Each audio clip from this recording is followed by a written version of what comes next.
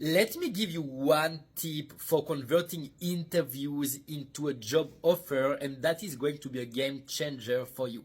You see, the biggest problem with interviews is that it's extremely one-sided, especially the behavioral interviews.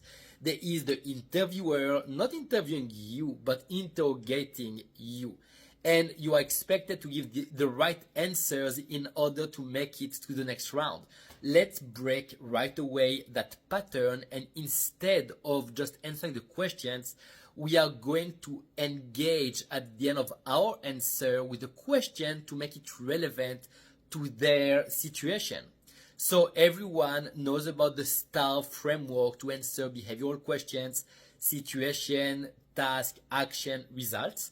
Let me add to that the TE, making it the STAR-T framework. The T stands for takeaway, the E for engagement.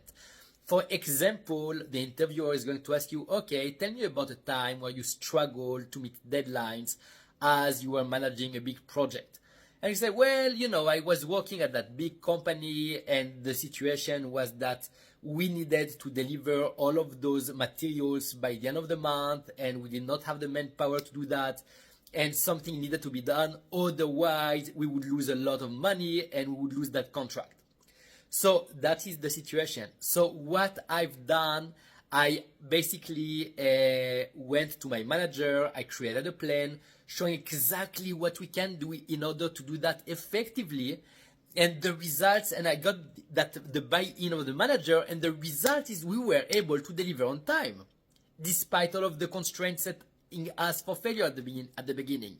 Now the T is going to stand for takeaway. My takeaway is that all of that could have been avoided if just we were prepared for that type of expectations and we knew it was coming. There was zero excuse. So now we are always prepared for those type of demands.